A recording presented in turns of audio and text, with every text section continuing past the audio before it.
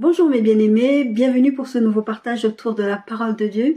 Nous abordons la 3e semaine de ce thème qui est la manne ou l'écueil. Nous avons dit que la manne, c'est ce que Dieu veut pour nous, c'est ce qui est bon pour nous et c'est ce que Dieu veut qui est excellent pour nous. Et l'écueil, ce sont les désirs de notre cœur, ces choses que nous voulons et que nous demandons à Dieu et que Dieu ne nous donne pas parce qu'il sait que ce n'est pas la bonne chose pour nous. La manne, c'est la chose qui est nutritive pour nous dans le désert dans lequel nous sommes. Ce que Dieu veut nous donner, il nous donne pour la saison dans laquelle nous sommes. Et il sait que ce que je vais vous donner là, c'est bon pour vous dans cette saison-là.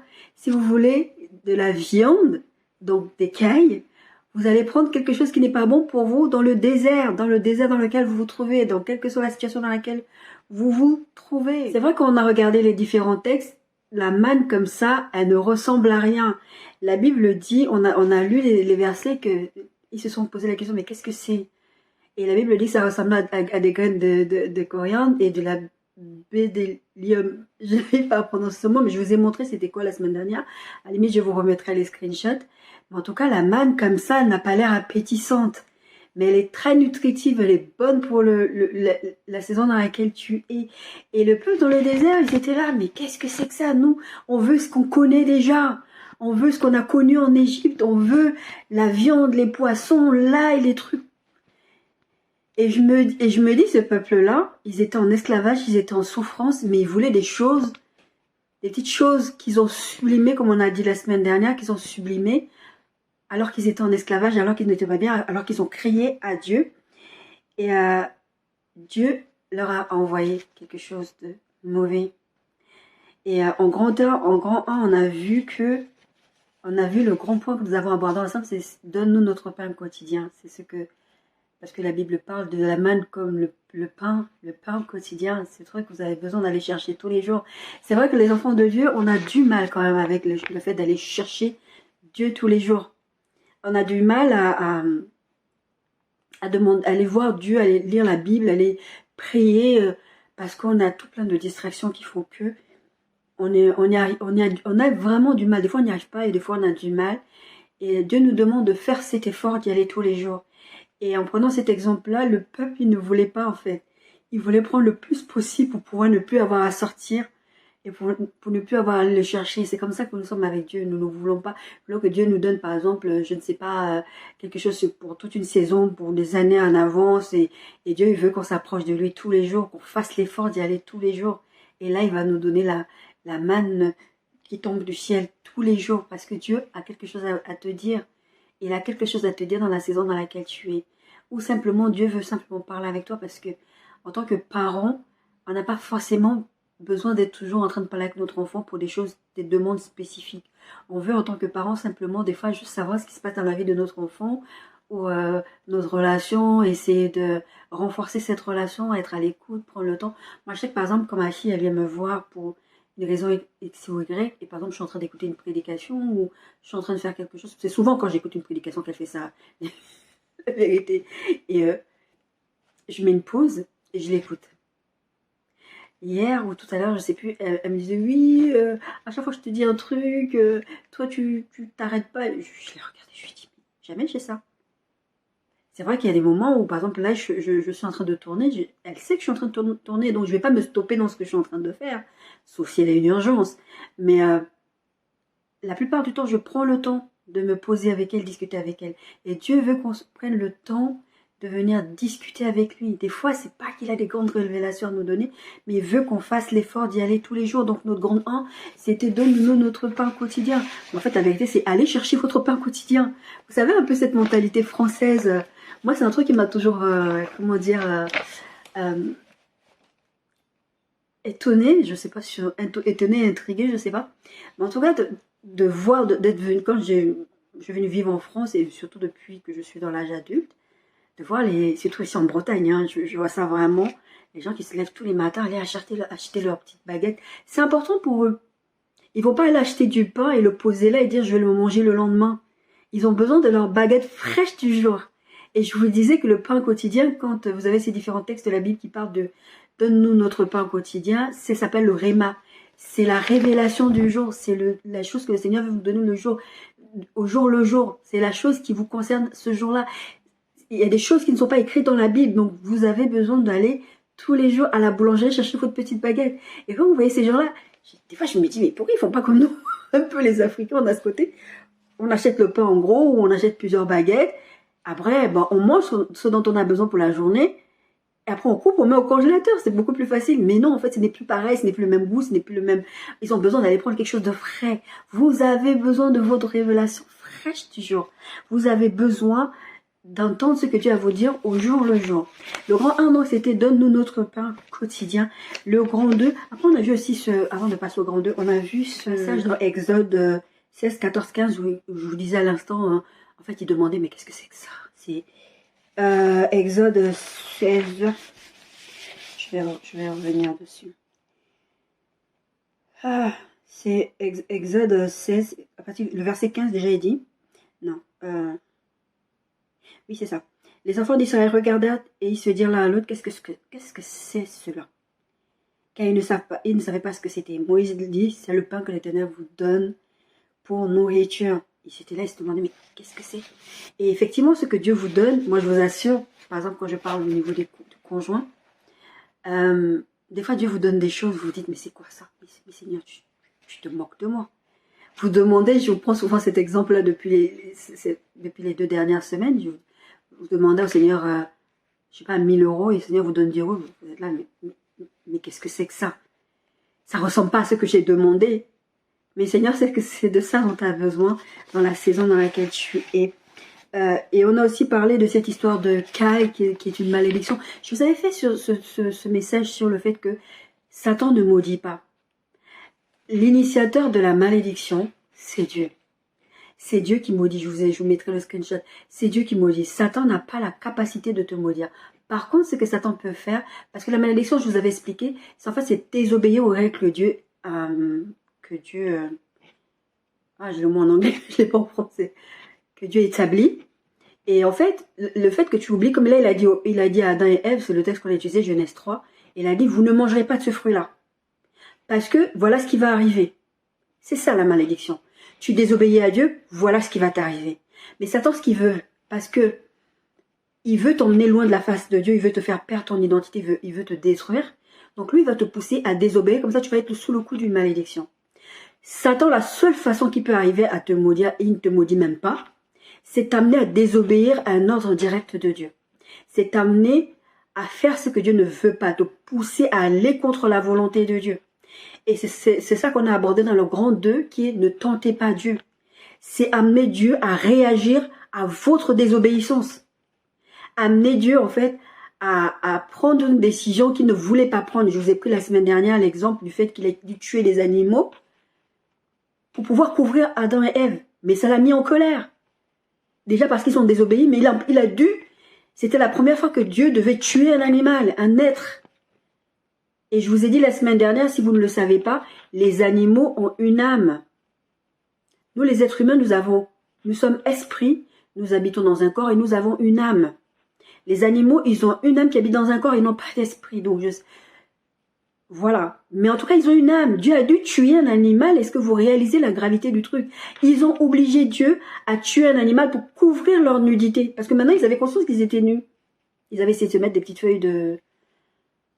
Et la Bible dit qu'en fait, la vie est dans le sang. C'est le sang qui va couvrir. Il a fallu... Et c'était les prémices avant l'arrivée de Jésus sur cette terre qui devait aller mourir à la croix pour pouvoir verser son sang, pour pouvoir racheter tout le monde. Enfin, racheter tout le monde. Il a fait une bonne fois pour tout le monde, mais il n'y a que ceux qui vont accepter ce sacrifice-là qui vont être sauvés. D'accord? Satan, il va t'amener à sortir de la main de Dieu, à te faire désobéir, à t'amener à faire réagir Dieu, à tenter Dieu. Et je vous ai pris ces exemples du le fait qu'il dit, saute. Il dit à Jésus, Matthieu 4, saute. Les anges vont venir. Si tu es vraiment l'enfant de Dieu, les anges vont venir. Ils vont venir te sauver. Transforme ces pains en poisson. Ces cailloux en pain. Plutôt, c'était tout cette histoire de pain. Et je vous ai dit, cette histoire de caille, c'est vraiment les désirs de votre cœur. Satan, il va venir jouer avec les désirs de votre cœur. Mais tu sais, là, regarde, c'est pas grave. Moi, je connais quelqu'un qui m'a dit une fois qu'il y avait une personne qui voulait avoir un enfant. Il m'a demandé mon avis. Et j'ai dit, mais si c'était une chrétienne, l'âge avance, le temps, elle n'a toujours pas de conjoint, bah, moi je vais faire mon enfant. Ben, je lui ai dit, ben non, tu es en train de désobéir à Dieu. Oui, mais moi j'aurai mon enfant. Et beaucoup de chrétiens, on est comme ça. On veut désobéir à Dieu, ben, au moins on aura ceci, au moins on aura... Le peuple se plaignait, il disait, là-bas on avait des poissons, là-bas on avait de l'ail, on mangeait à satiété, ce qui n'est même pas vrai en plus. C'est vrai que la Bible ne dit pas spécifiquement qu'ils ne mangeaient pas à satiété, mais ça ne peut pas être possible parce qu'ils étaient des esclaves. Ils étaient frappés, maltraités, donc ils ne pouvaient pas manger à leur faim, c'est pas possible. On leur donnait le strict minimum. Mais maintenant, ils ont sublimé tout ça, comme je vous disais la semaine dernière, parce que le diable, c'est ce qu'il fait. Il vient t'amener à sublimer les choses. Je vous ai pris l'exemple du roi David. Le roi David, il est là, oh, mon armée est sublime. Mais regarde ta grande armée, parce que la Bible dit que Satan était allé dans le cœur de David. Je vous mettrai la référence. Donc, Satan, il va suggérer à David, regarde, est sublime, t'as vu toute cette armée que t'as, et Dieu s'est fâché. Quand vous lisez ce texte, vous n'allez même pas comprendre pourquoi Dieu s'est fâché. Il y a beaucoup de gens, moi-même personnellement, je ne comprenais pas pourquoi Dieu était fâché contre David. David a fait le dénombrement. Il est en train de savoir combien de soldats il pouvait avoir. Personnellement, comme ça, à première vue, qu'est-ce qu'il a fait de mal? Mais Dieu s'est fâché pourquoi? Parce qu'il a compté le nombre de personnes qu'il avait pour pouvoir aller faire la bataille. Et Dieu lui fait comprendre, mais c'est moi le chef des armées en fait. La Bible dit que Dieu est le chef des armées célestes. Parce que notre guerre n'est pas charnelle, elle est spirituelle d'abord. Et je vous prends toujours cet exemple de Géasi et j'ai encore oublié son nom du prophète là, où il lui dit, Seigneur, ouvre-lui les yeux pour qu'il voit ce que je vois. Parce que leur armée là, ce n'est pas que leur armée, il y a des démons derrière eux. Mais nous avons une armée céleste. Et la Bible dit que Dieu est le chef des armées célestes. Pourquoi tu vas compter les gens? Pourquoi tu vas voir quel équipement t'as? Pourquoi tu veux voir ceci? Pourquoi tu veux aller faire ton enfant? Pourquoi tu vas aller t'engager dans une affaire? Parce que tu veux tellement... c'est ton désir de ton cœur, c'est sont tes cailles. Et Dieu, il va se fâcher parce que tu vas faire quelque chose contre lui. Est-ce que tu l'as associé à ça? Oh, j'en ai marre de mon célibat. Et même, je vous disais la semaine dernière, j'ai peut-être pas précisé bien, et même dans la maladie. Des fois, vous êtes là, vous êtes malade, vous êtes malade, vous êtes malade. Vous avez prié, la guérison ne vient toujours pas. Et Dieu vient te dire, est-ce que tu vas me faire confiance dans ta situation où tu es malade? J'ai vu hier encore une vidéo, c'est le même type que je vois souvent, ça revient en récurrence sur mon feed Instagram. Ce monsieur, c'est un pasteur sourd et muet. Il baptise des gens, il prêche le langage des signes et tout ça. Vous pensez pas que cet homme-là, il a prié pour que Dieu fasse quelque chose? Bien sûr, on prie. Moi, ma santé, elle est ce qu'elle est aujourd'hui. Bien sûr que je prie. Mais Dieu, ce qu'il dit, est-ce que tu me fais confiance, même dans la maladie dans laquelle tu es? Est-ce que tu as confiance que, même si je ne te guéris pas, je suis avec toi? Ça ne veut pas dire que Dieu ne va pas me guérir. Ça veut dire que même dans cette maladie-là, je continuerai à glorifier Dieu. Même dans la situation dans laquelle je suis, même si je suis stérile, la Bible dit que Dieu avait rendu Sarah stérile.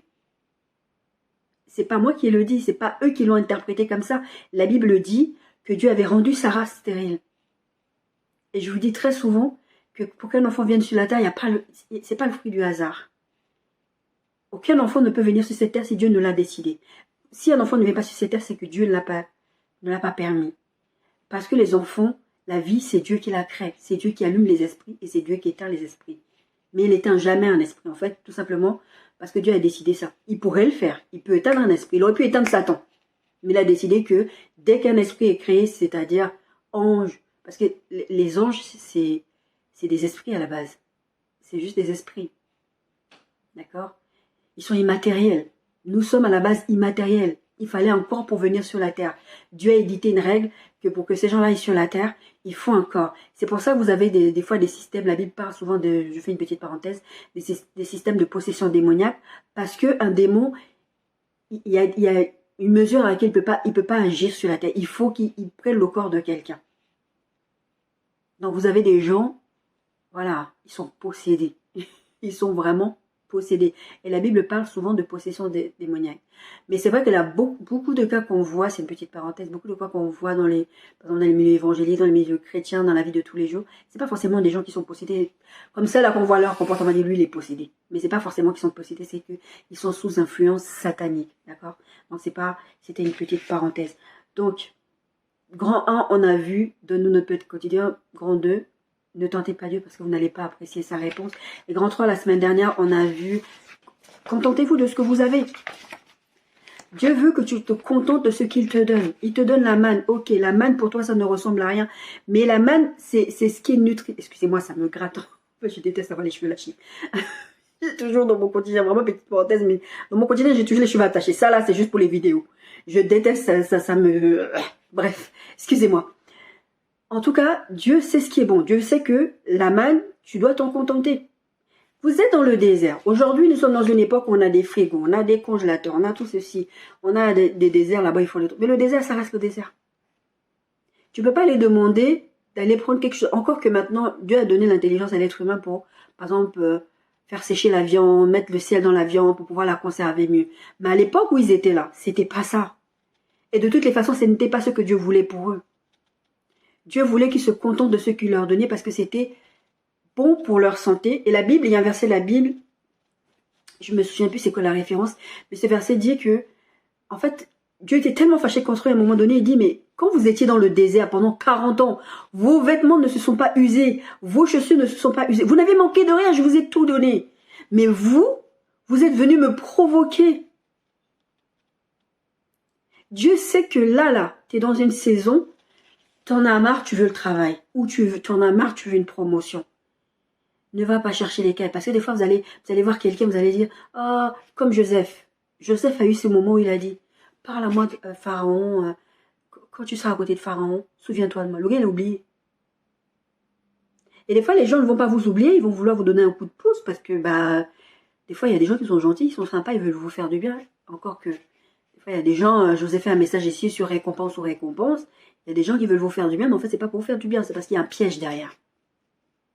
Ils veulent vous faire du mal, donc ils vont vous demander de rentrer dans des loges, dans des trucs comme ça. Mais en tout cas, Dieu ne le permet pas. Et vous allez aller demander de l'aide à quelqu'un. La Bible dit, malheur à l'homme qui se confie dans l'homme. Parce que Dieu veut que tu l'aimes de tout ton cœur et que tu ailles parler avec lui. Pas que tu ailles te plaindre, mais que tu ailles dire, Seigneur, là, voilà comment je me sens, mais qu'est-ce que tu en penses? Dieu ne t'en veut pas parce que tu vas lui dire que quelque chose ne va pas, c'est pas parce qu'il ne sait pas, c'est parce qu'il faut que toi tu t'exprimes. Quand Dieu est allé parler à Caïn, il savait ce que Caïn avait fait à Abel. Mais il voulait Caïn avoue et que Caïn parle. Caïn a dit, moi je ne suis pas le gardien. Moi je suis. Toi tu viens me demander où il est où Abel. Moi qu'est-ce que j'en sais d'où il est Abel? Abel il traîne à gauche à droite. Moi je ne suis pas dans les affaires d'Abel. Pourquoi tu viens me demander Abel il est où? Alors que Dieu lui avait dit, le péché est tapis à ta porte. Domine sur lui. Dieu savait ce qu'il voulait faire à son frère. Et lui a laissé l'occasion de ne pas le faire. Mais bien aimé, Dieu vous donne l'occasion de ne pas faire n'importe quoi. Contentez-vous de ce que vous avez. Dieu veut que vous preniez ce qu'il vous donne et que vous en profitez et que vous jouissiez de votre vie dans la saison dans laquelle vous êtes. Des fois, c'est pas facile parce qu'on veut des choses. Parce que, par exemple, si vous êtes des personnes qui avaient grandi dans la pauvreté, ou vous avez manqué de beaucoup, de même de tout, quand vous allez être un adulte, vous ne voulez plus ça. Ça peut aussi vous faire tomber dans la malédiction. Parce que ça devient votre idole. On a parlé de la racine de tous les mots qui est l'argent. L'amour qui est l'amour de l'argent, pardon. Vous allez vouloir tellement quelque chose que ça va devenir une obsession pour vous. Vous allez le sublimer et Satan va vous amener, va vous pousser à dire, mais ça te manque. On a pris l'exemple avec Adam et Ève. Ça te manque, tu as besoin de ça. Tu as besoin de la connaissance. Tu as besoin de savoir. Et vous êtes en train de sublimer les choses que Dieu ne veut pas pouvoir toucher. Parce que peut-être que lui, il est à meilleur poste. Regarde, il m'a expliqué qu'il est allé voir telle personne. Il n'a rien fait de mal. Hein. Il n'y a pas eu de tuerie d'animaux. Hein. Il est juste allé, on l'a fait de l'eau, on l'a pris l'eau, on a mis des feuilles dedans, on l'a lavé avec. Des fois, moi j'entends des témoignages sur Internet. Il y a des gens, ils vont laver les corps. Vous savez, à la morgue. L'eau qu'on utilise pour laver les corps, là, ils prennent ça, ils viennent faire leurs choses avec. Et vous pensez que Dieu est avec vous. Des fois, vous dites, vous ne savez même pas. C'est pour ça que vous avez besoin d'avoir votre rémal du jour. Des fois, les gens vont vous associer à des choses, vous ne voulez pas que les gens vous associent à des choses que Dieu ne voudrait pas, auxquelles Dieu ne voudrait pas que vous soyez associés. Parce que vous allez tomber sur la malédiction. Moi, c'est arrivé des fois où j'ai commencé à prendre des décisions sans demander à Dieu. Puis j'ai dit, ouh là là, j'ai pas demandé à Dieu, il faut que j'aille demander à Dieu. Dieu m'a dit, est-ce que je t'avais déjà envoyé quand tu as commencé? J'ai demandé pardon à Dieu. Bien sûr, le Seigneur m'a repris parce que je n'avais pas eu le temps de m'engager là-dedans. Il y a d'autres fois où j'ai fait des bêtises. Je vous ai parlé plusieurs fois de l'impudicité. Je vous disais la semaine dernière, j'ai bien aimé ce couple. Là, je vous ai mis le screenshot de ce couple qui a fait un truc sur la sexualité. Ce couple congolais, j'ai adoré. C'est la première fois que je vois quelqu'un qui est en phase avec ce que le Seigneur m'a enseigné. La sexualité ne doit pas être tabou dans l'église, petite parenthèse. Pourquoi est-ce qu'on laisse les gens être dans des souffrances immenses? Moi, j'ai vu cette vidéo, elle dure vraiment longtemps. Mais c'était tellement passionnant que je n'ai pas vu le temps passer. Bon, c'est vrai, j'ai fait deux coupures, je crois, 2 ou 3 coupures. Parce que je crois que ça doit durer 3 heures ou 2 heures, je ne sais plus. En tout cas, ça dure tellement longtemps. Mais moi, ça ne me dérange pas. Moi, quand je suis dans les trucs de la parole de Dieu, j'aime bien. C'est important. J'ai toujours dit aux gens, petite parenthèse, que Dieu... En fait, le problème, c'est qu'avec les chrétiens dans la sexualité, c'est que les gens imaginent Dieu comme un pervers. Comme Dieu a un regard sexuel sur nous. C'est Dieu qui a créé la sexualité. La sexualité, elle est bonne dans le cadre du mariage. On ne devrait pas avoir de tabou de parler de sexualité dans l'église. Moi, je remercie le Seigneur qui m'a donné cette liberté de parler de sexualité avec ceux qui me posent la question. C'est pas que j'ai une idée perverse ou... Non, tu me poses la question, je vais te répondre. Mais Dieu veut que nous soyons épanouis dans nos vies. Nous soyons dans le contentement. On parle de contentement, là. Dieu veut que tu sois content dans ta sexualité, dans ton mariage. Et je vous prends l'exemple depuis 2 semaines en vous disant, il y a des gens, ils disent, non, là, ça me suffit pas, ce truc-là. Mais pourquoi? Parce que les gens ne sont pas épanouis dans leur sexualité. Sans compter ceux qui ont des perversions, qui vont aller faire des choses, et ils demandent à leur conjoint de faire quelque chose, ou à leur conjoint de faire quelque chose, que le gars ou la fille ne veut pas, ils décident d'aller le faire ailleurs. Parce qu'ils ne peuvent pas se contenter de ce qu'ils ont.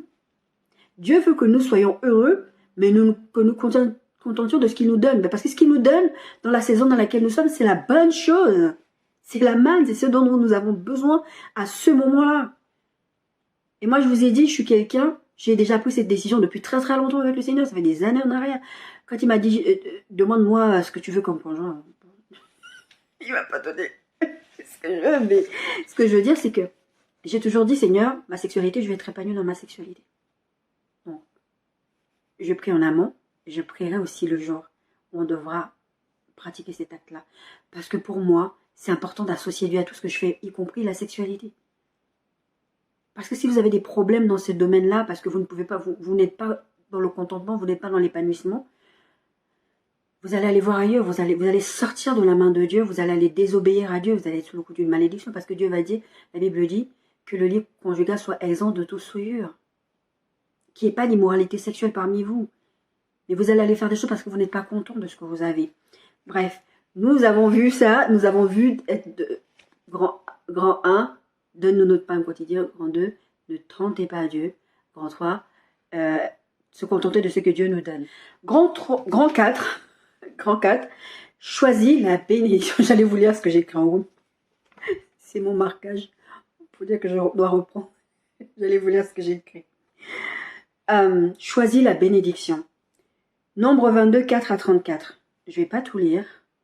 Je vais peut-être vous poser de ce dont il s'agit.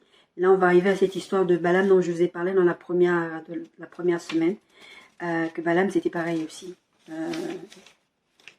Il voulait tellement s'écailler qu'il était prêt à tout sacrifier pour ça. Nombre 22, 4. Moab dit aux anciens de Madian, cette multitude va dévorer tout ce qui nous entoure comme le bœuf bouffe la verdure des champs.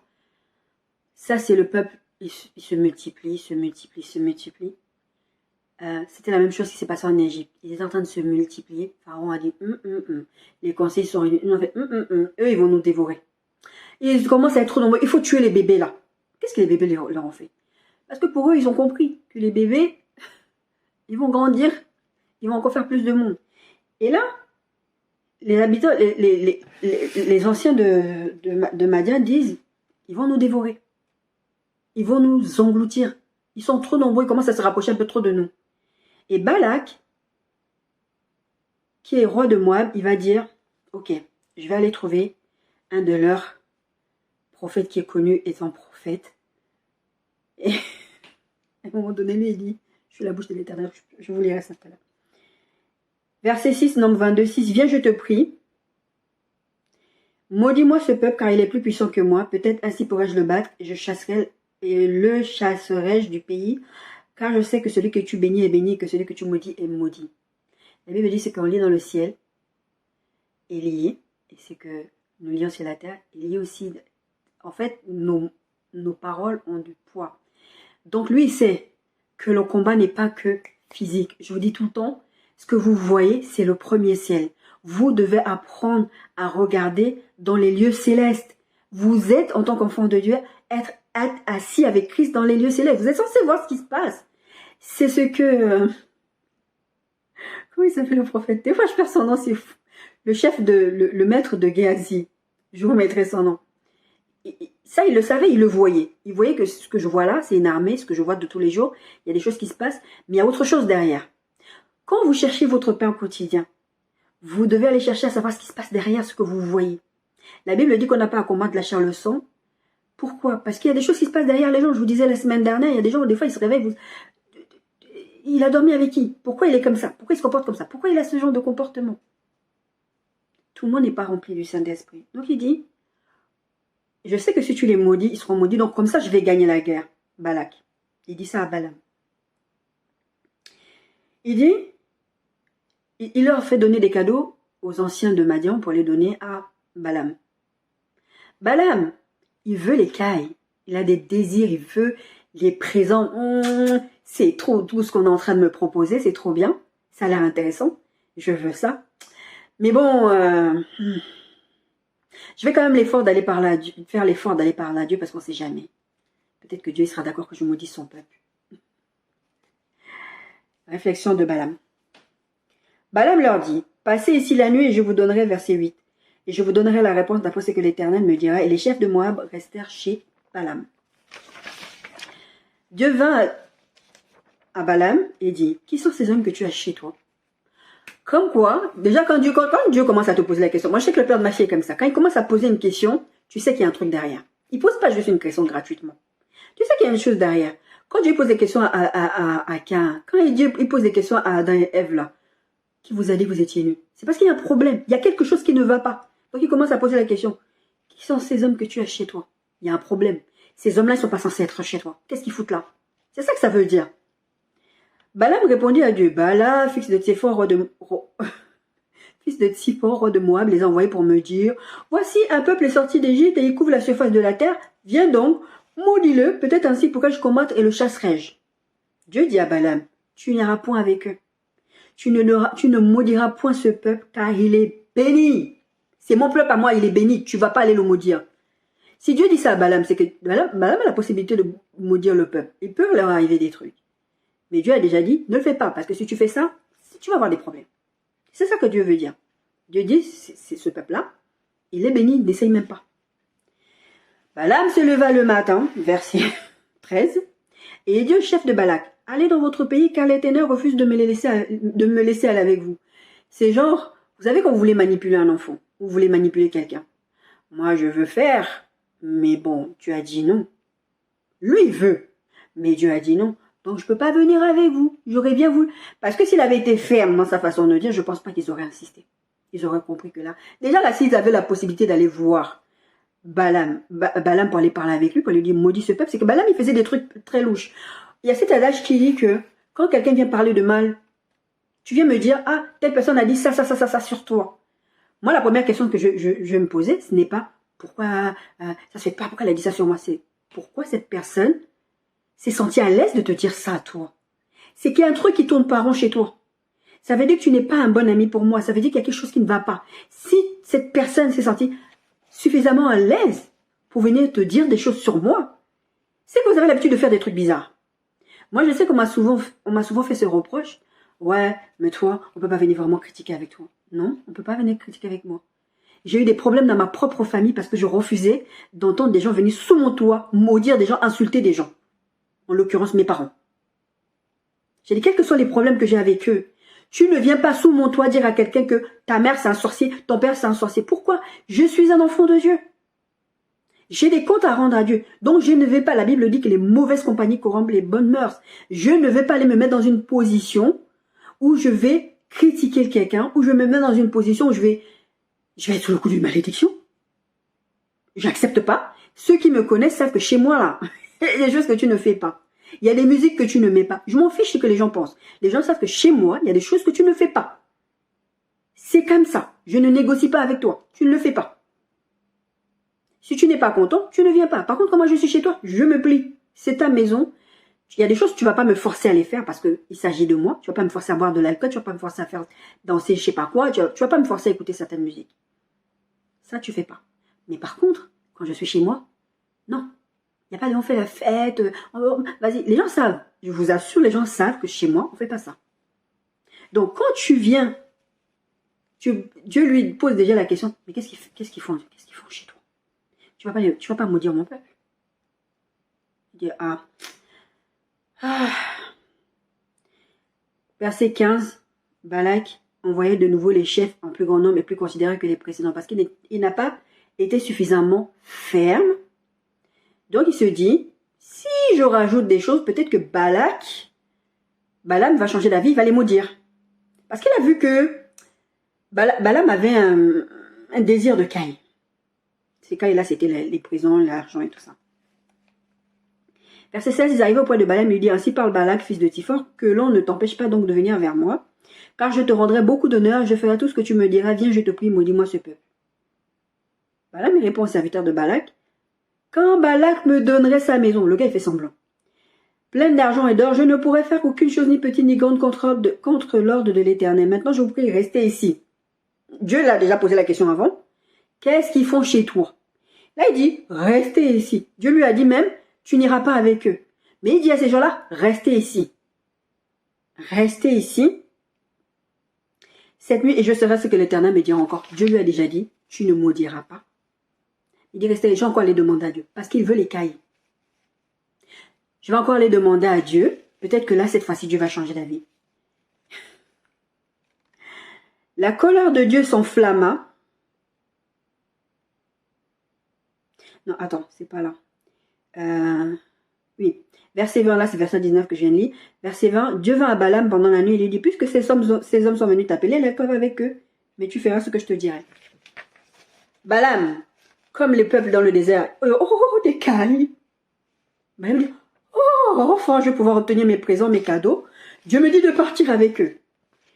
Verset 22, la colère de l'Éternel s'enflamma parce qu'il est parti et l'ange de l'Éternel se plaça sur le chemin pour lui résister. Balaam était monté sur son âne et ses deux serviteurs étaient avec lui. Si vous lisez verset 20, Dieu dit à Balaam, mais voici. Balaam, verset 21, il part avec eux. Dieu lui avait déjà dit à quel moment Dieu a changé d'avis. J'ai une problématique comme ça avec un ex-conjoint. Ouais, moi je vais y aller, je dois aller voir cette personne. Non, je veux pas que tu y ailles, parce que cette personne est vulnérable. Elle est vulnérable, elle est dans un état d'esprit. Que tu vas aller là-bas, je le savais, c'était mon côté prophétique. Je savais qu'il allait se passer un truc. Il insiste. Je lui dis, ben vas-y. Vas-y, je t'en prie. Comme ça, je serai débarrassée de toi. Parce que je sais que tu vas faire une connerie. Et après, il se fâche. Oui, mais tu m'avais dit d'y aller, Mais à quel moment j'ai changé d'avis? Depuis je sais pas combien de jours, je te dis n'y va pas. Depuis la veille ou l'avant-veille, je te dis n'y va pas. Dieu, il fait la même chose. Et souvent dans les couples, vous savez, moi je connais une relation comme ça de quelqu'un. Il dit à sa fille, ouais, tu vois, sa conjointe, ma mère a dit que il y a une personne là qui n'a pas des papiers, il faut que j'aille d'avoir des rapports avec elle. Comme ça, je fais un enfant avec elle, et puis comme ça, elle aura des papiers. Sa conjointe, elle lui dit pardon. Elle dit oui. La conjointe, elle lui dit, je t'en prie, vas-y. Et il est parti. Quand il m'a raconté ça, c'est une histoire vraie. La personne qui a fait ça m'a raconté. J'ai dit, mais, et tu t'es dit qu'elle t'ait donné l'autorisation? Lui, Balaam, il s'est dit que Dieu lui donnait l'autorisation. Il dit, vas-y, c'est super. Des cailles. Je vais pouvoir obtenir mes cailles. Et vous savez, vous, enfants de Dieu, Dieu vous interdit entre vous. Vous voulez tellement vos cailles, les désirs de votre cœur, vous allez vous mettre dans des situations, c'est ça aussi tenter Dieu. Et vous dites, oh, mais en fait, Dieu m'a donné le feu vert. Oh, excusez-moi, ce cheveu-là, ça m'énerve. Dieu dit, Dieu m'a donné. Et vous dites, Dieu m'a donné l'autorisation. Je vais vous donner l'exemple la semaine dernière de quelqu'un qui va dire, Seigneur, est-ce que cette personne est pour moi? Et Dieu va te dire, non, c'est pas lui. Toi, tu vas dire, oh, j'ai entendu lui. Tu as dit lui, donc c'est lui. Ou alors, oh Seigneur, si tu veux que je me reste avec cette personne, fais en sorte qu'une voiture rouge passe. Tu sais qu'une voiture rouge va passer parce que tu veux t'écailler. Tu veux aller faire ce que Dieu t'interdit de faire. Tu vas dire, moi, de toutes les façons, je fais comme je sens. Et puis Dieu, de toutes les façons, s'il ne veut pas, parce que beaucoup de chrétiens vont réagir comme ça. Si Dieu ne veut vraiment pas que je fasse ça, ben il va empêcher que la chose arrive. Le pasteur Roland Dallot, une fois dans une prédication que j'ai écoutée, il disait, il y avait un monsieur qui connaît. Le monsieur, il voulait aller coucher avec je sais pas qui. Je ne me rappelle plus exactement, mais grosso modo, c'était ça. Et il dit, Seigneur, si tu ne veux pas que je couche avec cette personne, empêche-moi d'aller là-bas. Il descend. Seigneur, si tu ne veux pas que je couche avec cette personne, empêche-moi ceci. Jusqu'à ce qu'il s'est retrouvé dans la... Seigneur, si tu ne veux pas, empêche même que j'enlève mon pantalon. Grosso modo, c'était ça l'histoire. Vous voulez tellement vos cailles que vous voulez que Dieu descende du ciel pour vous dire non. Et encore même, Dieu, il a dit avec l'histoire de Lazare et de l'homme riche que je vous ai pris sur la semaine dernière comme exemple. Il dit, bon, maintenant que moi je suis voué à la damnation éternelle, faut aller dire à mes frères qu'il ne faut pas qu'ils fassent les mêmes erreurs que moi. Dieu a dit, ils ont eu les prophètes, ils ont tout. Aujourd'hui, les gens ne réalisent pas que Dieu a tout donné. Vous allez vous retrouver à la fin des temps, vous allez dire, oh, mais moi je ne savais pas que c'était vraiment vrai cette histoire de Jésus. Fallait que Dieu descende du ciel. Bon, je vous avoue moi-même, ça m'est déjà arrivé de dire, Seigneur, vraiment là, cette histoire elle est trop dure. Si c'est vraiment toi, il faut qu'il descende, tu descends du ciel pour venir me dire, moi je veux pas. Ça c'est tellement compliqué. Donc, je sais que beaucoup d'entre nous, on est comme ça. On met Dieu au défi. Si c'est, ok, tu vas m'en empêcher. C'est ce qu'il fait, Balaam. Il dit, ok, Dieu a dit oui. Mais Dieu, pourquoi Dieu va se fâcher? Et parce que tu l'écoutes pas. Dieu t'a dit, ben vas-y, je t'en prie. Saute. C'est un truc qui a dit ça. Tu as dit, vas-y, mets-toi tout seul dans la gueule du loup, tu verras bien ce que ça va donner. Et ce qui se passe, c'est que l'ânesse de Balaam, elle n'avance plus. Balaam n'est tellement plus connecté à Dieu qu'il se met à tabasser son ânesse. Il tape, il prend le bâton, il tape l'ânesse, avance. Parce que lui, il veut aller avec les gens de Moab, parce que lui, il veut plus que Dieu. Mais Dieu lui a déjà donné l'autorisation. Dieu lui a dit, mais vas-y, je t'en prie, va avec eux. La Bible dit que la colère de l'Éternel s'enflamma parce qu'il était parti. Et l'ange de l'Éternel se plaça sur le chemin pour lui résister. Balaam était monté sur son ânesse et ses deux serviteurs étaient avec lui. Donc il se met à tabasser son ânesse. Et à un moment donné, l'ânesse vit l'ange de l'Éternel, verset 25, elle se serra contre le mur et pressa le pied de Balaam contre le mur. Balaam le frappa de nouveau. L'ange de l'Éternel passa un peu loin et se plaça dans un lieu. En fait, l'ange de l'Éternel, à chaque fois que Balaam essayait de diriger son ânesse pour suivre les gens de Moab, et l'ange de l'Éternel se positionnait de sorte que l'ânesse ne pouvait plus avancer. Et il tapait, il amenait là, l'ânesse bloquée là. Et puis à un moment donné, l'ânesse lui dit, mais pourquoi tu me tapes? L'ânesse lui dit, mais moi j'ai l'habitude de manger machin avec toi. Est-ce que je te désobéis d'habitude? Bah, quand tu me dis va là, je vais. Quand tu me dis va là, je vais. Mais là, tu vois bien que si je n'avance pas, c'est qu'il y a un problème. Il y a un ange qui m'empêche d'avancer. L'Éternel, verset 28, l'Éternel ouvrit la bouche de l'ânesse et a dit à Balaam, que t'ai-je fait pour que tu me frappes déjà 3 fois? Bon, bref.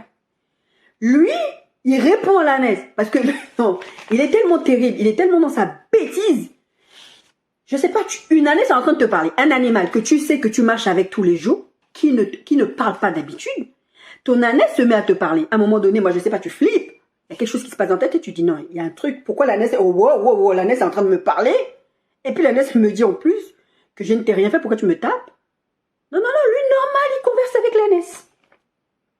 Balaam répondit à l'ânesse, c'est parce que tu t'es moqué de moi et si j'avais une épée, je te tué à l'instant. Et c'est là que l'ânesse lui dit, mais ne suis-je pas ton ânesse, je n'ai jamais fait ça, pourquoi? Et lui dit, c'est parce que j'ai vu un ange. L'Éternel ouvrit les yeux de Balaam et Balaam vit l'ange de l'Éternel qui se tenait sur le chemin, son épée nue dans la main et il s'inclina et se prosterna sur son visage. Balaam se prosterne.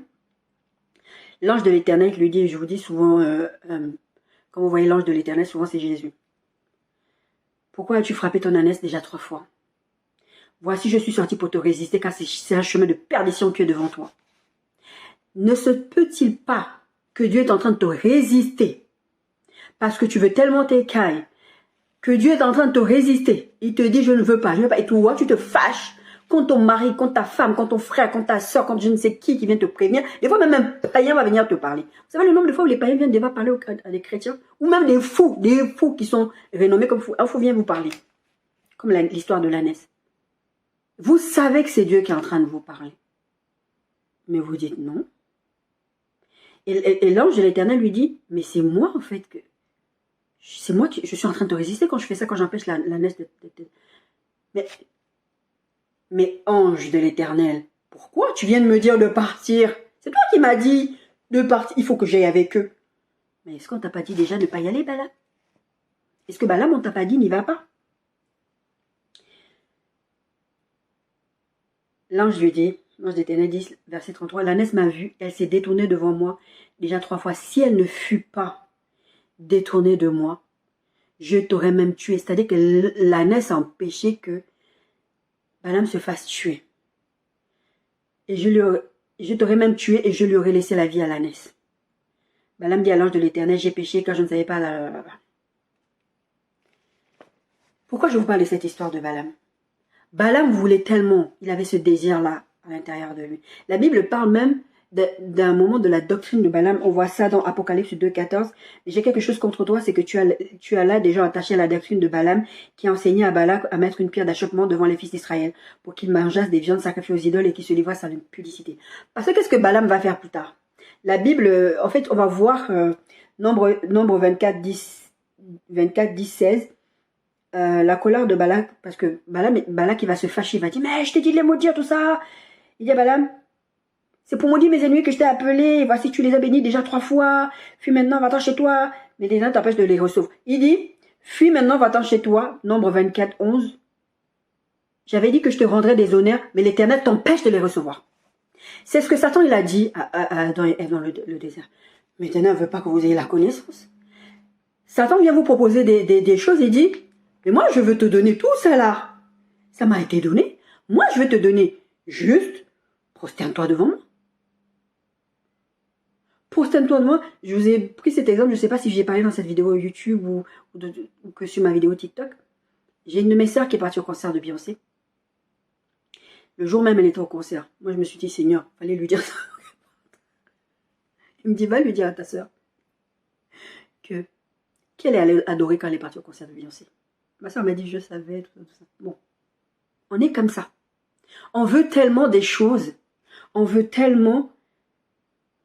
Il dit, moi, je voulais te faire du bien. On a parlé de contentement. Je voulais te donner des honneurs, des présents. Mais Dieu là, il ne dit même pas, tu as refusé. Il dit non. Ton problème, c'est la faute de Dieu. Dieu ne veut pas que tu reçoives ça. Mais bien aimé, Satan va venir vous parler par la bouche de je ne sais pas quelle personne qui est dans quelle loge franc-maçonnique ou dans quel autre truc de dinguerie. Il va dire, non, on veut vous faire du bien. Mais votre Dieu, la votre histoire de chrétienté. Je vous parlais de sexualité la dernière fois, je vous disais, ah mais nous, on aurait couché ensemble avant, t'aurais connu, t'aurais su, on se serait arrangé bien. Dieu regarde un porno, ça va nous faire du bien. Et vous êtes en train de vous faire maudire. Et puis vous vivez des choses parce que Dieu vous résiste, comme là avec l'ânesse. Dieu vous résiste et vous ne comprenez pas que, mais c'est bizarre. Ou tiens, j'ai eu la richesse, mais tiens, je suis malade maintenant. Ou tiens, j'ai eu telle chose, mon enfant est mort. Il y en a, ça les dérange même pas de sacrifier un membre de leur famille. J'ai écouté une histoire, je crois que c'était hier, où la personne elle disait, la grand-mère a fini par avouer que c'est moi qui c'était toi ou moi. J'ai choisi que c'était toi. Et la fille était malade, elle avait une maladie, elle marchait, je crois. Je crois qu'elle avait des bécules, un fauteuil roulant, je sais plus trop quoi. Et à la fin, la grand-mère se sentait tellement mal. Mais elle a bien fait du mal à cette gamine-là. Comme elle était déjà plus près de la fin de sa vie, elle a dit, bon, je préfère ce qu'on prenne ma vie à moi. Elle est morte. Et la fille, elle est beaucoup mieux. Elle est guérie. Il y a des gens qui vont vouloir vous sacrifier pour arriver à leur fin.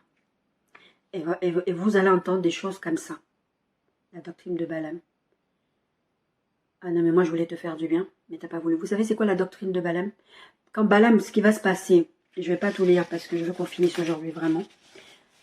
Quand Balaam, il va voir que Balak s'est fâché, je vous ai lu dans Nombre 24, 24, 10, la colère de Balak s'enflamma contre Balaam, il frappa des mains et dit à Balaam, tu vois, c'est l'Éternel qui t'empêche de recevoir, etc. En fait, Balaam va leur dire, bon, je connais un moyen. C'est l'histoire de la malédiction dont je vous parlais. Je connais un moyen pour pouvoir que vous puissiez, puisqu'on ne peut pas les maudire. Je vous dis, la malédiction, la bénédiction, c'est Dieu. C'est seulement quand tu sors des règles de Dieu que tu es sous le coup d'une malédiction. D'accord? Et Balaam, il a compris ça. Il dit, si vous voulez que ce peuple-là soit maudit, moi, je ne peux pas les maudire. Dieu ne va pas les maudire. Faites-leur faire ce que Dieu ne veut pas qu'ils fassent. C'est ça la doctrine de Balaam. C'est tellement démoniaque. Et vous avez des gens autour de vous qui vous poussent à faire ça. Et vous-même, des fois, vous faites ça. Et qu'est-ce qu'ils ont fait? C'est ce que je vous ai lu dans l'Apocalypse 14. Il leur dit, poussez-la à manger des viandes sacrifiées aux idoles et poussez-la à commettre l'impudicité. Et c'est ce qu'ils vont faire. Et Dieu va se fâcher. Ils vont massacrer ce peuple. Parce qu'ils ont désobéi à Dieu. On est dans ce grand cadre qui parle de choisir la bénédiction. On va venir. Satan veut que vous soyez sous le coup de la malédiction. Que vous poussiez Dieu à s'énerver contre vous. Et dit, moi je te propose des trucs, mais ton Dieu ne veut pas. Moi je vais te faire du bien, mais ton Dieu ne veut pas. Moi tout ça là, moi je te donne. Prosterne-toi devant moi. Fais. Non, mais Dieu veut pas que je fasse ça. En plus tu négocies. Ève là, elle a négocié. Oh, mais quand Dieu est venu leur demander compte, là, plus personne ne prenait ses responsabilités. Non, mais moi c'est le serpent. Non, mais moi c'est Satan. Je vous dis souvent, il y a des gens qui sont là. Non, mais moi c'est le diable qui m'a saisi. Non, ça ne ressemble pas, c'est pas mon caractère. Même si c'est pas forcément faux. Hein. Mais tu es parti, tu as peut-être été sous influence démoniaque, mais tu es parti de ta propre volonté. Parce que Dieu t'a donné le libre arbitre, le libre choix, tu es quand même parti. Balaam, il va dire à Balak, quand Balak va lui dire ça, Balaam, il va dire à Balak, ne t'ai-je pas dit que je ne prendrai rien de chez toi,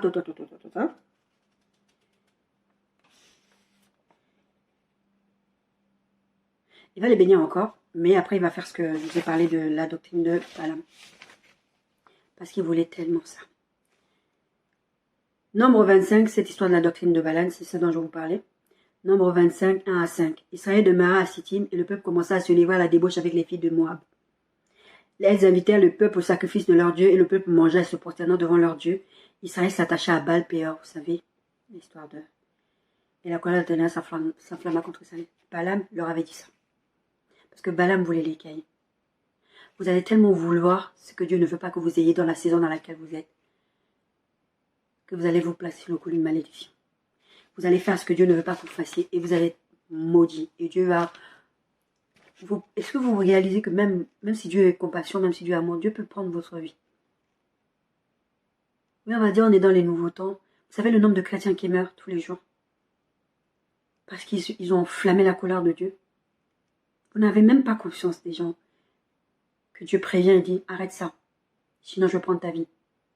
Ta vie terrestre parce qu'après tu as l'éternité pour réfléchir. Et les gens ne savent pas. Vous placez, vous vous êtes fait corrompre et vous pensez que Dieu est avec vous. Et je vous disais la dernière fois, il y en a qui pêchent, je vous ai lu ce texte de Michée. Les gens qui pêchent, ils disent bah, Dieu ne va rien faire. Et ça a énervé Dieu. Michée 3,9, verset 11. Ces chefs jugent pour des présents. Ils veulent des cadeaux. Ces sacrificateurs enseignent pour un salaire. Ils veulent de l'argent. Et ces prophètes prédisent pour de l'argent. Je vous parlais de fait d'être prophète, de dire les choses que Dieu t'a pas envoyées. Et que tu veux tellement l'argent. On a parlé ça la semaine dernière avec l'apôtre Paul qui disait, mais j'ai appris dans le vivre, dans le contentement. Mais non, eux ils vont te dire, si tu veux que je te donne une parole de l'Éternel, il faut que tu me donnes 100 €. Ou il faut que tu me donnes ça. Il faut que tu aies une consultation prophétique. La Bible a dit, vous avez reçu gratuitement, donné gratuitement. Je ne fais pas monnayer mes vidéos. Je sais qu'aujourd'hui, j'ai des petites vues, dans le sens où je n'ai pas beaucoup de gens qui voient ces vidéos. D'ailleurs, petite parenthèse. Quand je mets abonnez-vous, partagez tout ça, c'est parce qu'en fait, ça permet à ce que les vidéos soient beaucoup plus relayées, tout simplement. C'est pas parce que ça me fait quelque chose à moi, c'est pour permettre à ce que d'autres personnes soient au bénéfice de ces vidéos-là. Ça veut dire quand vous likez les vidéos, quand vous commentez les vidéos, quand vous partagez les vidéos, ça permet à ce que ça apparaisse dans plus de feed. Ça file des gens, en fait. Les gens vont, ah tiens, moi j'ai découvert des prédicateurs comme ça. On me suggérait des choses. D'accord? Et si vous faites ça, quand vous faites ça, vous permettez à ce que la chaîne puisse fonctionner. Moi, j'ai eu des fois des vues, mais je ne comprenais même pas pourquoi ça marchait comme ça. Mais je pense que c'est parce qu'il y a eu des partages, des likes, des choses comme ça. Puis maintenant, j'ai très peu de vues. Je suis pas là, je ne monnaierai pas. Mon frère m'a dit, mais fais monnaie ta chaîne. J'ai dit, non, je ne le fais pas. Tant que le Seigneur ne m'a pas dit de faire ça, je ne le fais pas. Je suis là pour donner des enseignements. Petite parenthèse. Ces sacrificateurs enseignent pour un salaire et ces prophètes prédisent pour de l'argent et ils osent s'appuyer sur l'Éternel et ils disent, l'Éternel n'est-il pas au milieu de nous, le malheur ne nous atteindra pas. C'est-à-dire vous faites des trucs et vous dites, bah Dieu est avec nous. Dieu fera rien parce qu'il est avec nous. On est des chrétiens, on est des enfants de Dieu. Dieu va rien faire. Dieu, c'est mon petit poulet. Vous savez, il y a un texte, je ne sais plus, où à un moment donné, tellement ils étaient en train d'aller vers d'autres dieux, chacun avait même son petit Dieu, son petit prophète personnel dans sa maison, pour lui caresser les oreilles. Je crois que c'était même avec l'histoire de Michi, où il se faisait taper. Non, moi, Jérémie a eu la même chose, je ne sais pas si Ézéchiel aussi, mais je crois que Jérémie a eu la même chose. On le tapait. Dis la vérité.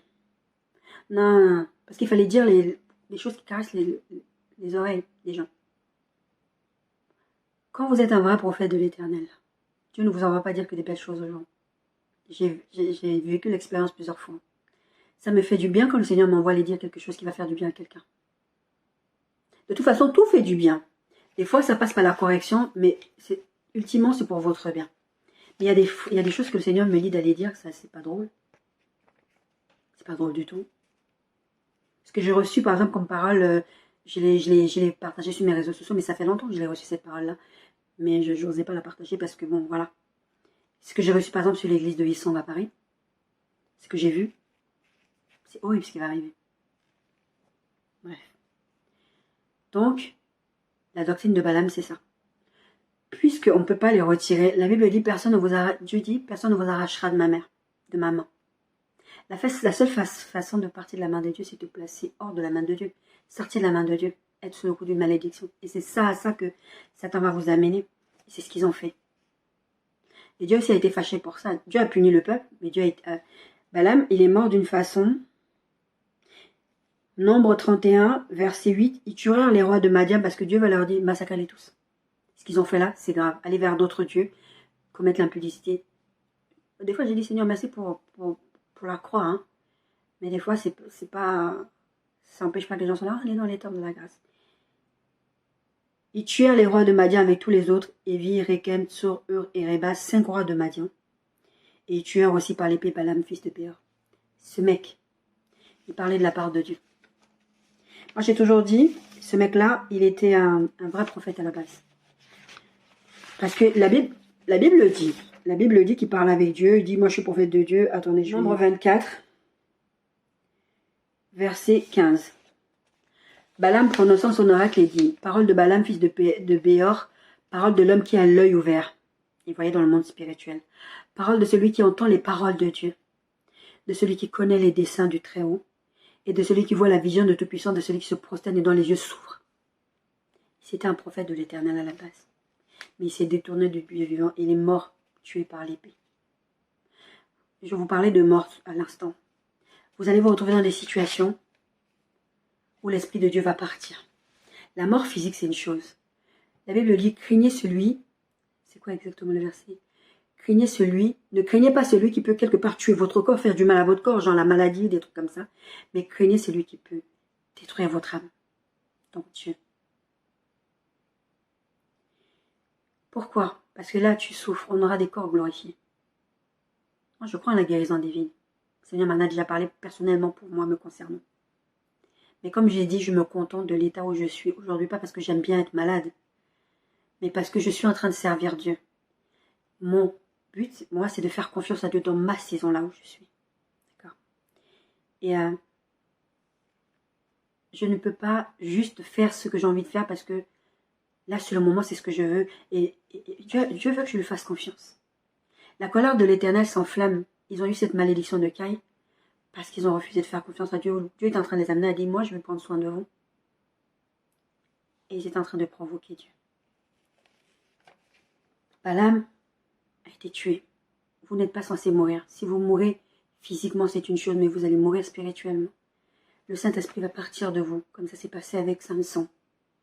Et vous n'allez même pas vous rendre compte parce que vous vivez tellement dans le mal, avec vos cailles, vous prenez plaisir dans vos cailles de tous les jours, mettez ce que vous voulez dedans.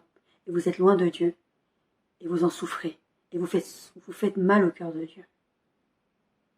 Et ce que vous devez savoir sur le ministère prophétique, c'est qu'on est très sensible à ce qui se passe dans le cœur de Dieu. Les prophètes, normalement tout enfant de Dieu, c'est pour ça que je vous parle souvent d'intimité, a cette capacité de comprendre ça, mais les prophètes particulièrement souffrent de ce qui fait souffrir Dieu. Quand je vois ce qui se passe dans l'église aujourd'hui, dans la vie des gens aujourd'hui, comment on met Dieu de côté, même dans ma propre vie, je vous assure, je pleure. Parce que je sais que c'est pas ça le cœur de Dieu. Dieu veut te donner la manne. Dieu veut te faire du bien. Et tu as des projets de bonheur pour toi. Mais toi, tu veux tellement l'écaille et tu vas étouffer avec tes cailles. Tu vas mourir avec tes cailles. Il y a des gens qui meurent prématurément parce qu'ils voulaient l'écaille. Et c'était pas le plan de Dieu. Et après, on fait des grandes cérémonies mortuaires pour dire, il est auprès du Seigneur. Il n'est pas auprès du Seigneur. Il est en paix. Rip, rip, rip. Il ne repose pas en paix. Vous savez le nombre de personnes qui décèdent. Je suis là, je dis, mais Seigneur, il n'était même pas en paix avec toi. Oui, vous allez me répondre que moi, je n'étais pas dans son intimité, peut-être qu'il s'est réconcilié à la dernière minute. Je dis, non, mais quand quelqu'un vit, tu vois la façon dont la personne vit. Oui, effectivement, il peut avoir eu une révélation à la dernière minute et se réconcilier avec Dieu. Mais la plupart du temps, c'est pas ça. Parce que quand la mort arrive, tu ne le sais pas. Il y en a qui sautent, que c'est quelque chose qui ne va pas. Mais quand Dieu s'éloigne de toi, le Saint-Esprit là, vous savez ce que le Saint-Esprit fait? C'est ce qui s'est passé avec Samson. Vous allez mourir spirituellement. Le Saint-Esprit va partir. Et là, vous allez devenir la proie de Satan. Samson s'est retrouvé, le mec qui était censé être le libérateur, les yeux crevés, devenu un sujet de moquerie. Vous avez une grande destinée et vous devenez un sujet de raillerie. Et on se moque de votre Dieu parce que vous viviez tellement l'écaille. Et vous quittez le chemin que Dieu a prévu pour vous parce que vous voulez l'écaille. Choisissez, on est dans cette grande partie de Cancale qui parle de choisissez la bénédiction. De Pierre de 15-16. Après avoir quitté le droit chemin, ils se sont égarés en suivant la voie de Balaam. C'est l'histoire de Balaam, fils de Béor, qui aima le salaire de l'iniquité. Vous voulez tellement vos cailles. Mais qui fut repris pour sa transgression, une ânesse muette faisant entendre une voix d'homme et arrêta à la démence du prophète. La Bible parle de la démence. Le gars, il est devenu fou. Pas parce que Dieu l'a rendu fou, mais parce que sa folie, c'était de... Il voulait tellement les cailles. Vous voulez tellement quelque chose que Dieu n'a pas prévu pour vous. Vous allez en mourir. Je ne parle pas que d'une mort spirituelle. La meilleure spirituelle, j'ai pris l'exemple de ce texte qui dit « Vaut mieux pour vous qu'en fait Dieu peut vous enlever cette terre. Craignez celui qui peut faire éteindre votre âme là. Vous êtes séparés définitivement de lui. Vous allez dire quoi? Dieu est méchant. Il aurait pu attendre que je sois sauvé. Mais Dieu vous a parlé. Dieu vous a parlé. Et je ne parle pas aux païens. Païens, c'est un autre problème. Je parle à vous, enfants de Dieu. Je parle à vous, enfants de Dieu.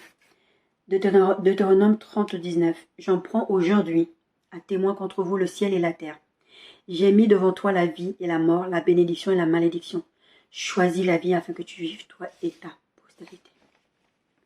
Dieu te dit, j'ai mis devant toi deux chemins. Je veux que tu sois bien sur cette terre. La Bible parle du fait qu'il y a des projets de bonheur pour nous. Je veux que tu sois bien dans cette vie-ci. J'ai des bonnes choses pour toi. Je te donne de la manne. Et après, je te donnerai d'autres choses. Choisis la vie. Mais vous voulez tellement les cailles que vous allez choisir de mourir. Sauf que quand Dieu va vous mettre face à vos responsabilités, vous allez dire, mais moi, j'ai pas choisi de mourir. Parce que quand Satan vient proposer à Adam et Ève, ils savent pas qu'ils vont mourir spirituellement, qu'ils vont être séparés de Dieu, que Dieu va les chasser d'abord du jardin physiquement, mais après Dieu va se séparer d'eux. Il faudra le sacrifice de Jésus à la croix pour venir rétablir cette connexion. Et vous avez l'impression que c'est un jeu. Satan n'est pas votre ami, il ne vous veut pas du bien. Il veut que vous mangez des cailles pour que vous en mouriez. Il veut que vous soyez sous le coup de la malédiction. Et vous pensez que ça va vous faire du bien. Là, vous allez profiter d'un plaisir instantané là maintenant. Et vous êtes perdu pour toujours. Dieu te dit aujourd'hui, mon bien-aimé, ma bien-aimée, choisis la vie, choisis la manne. C'est de ça que tu as besoin, ce dont tu as besoin pour cette saison-ci. Soyez bénis.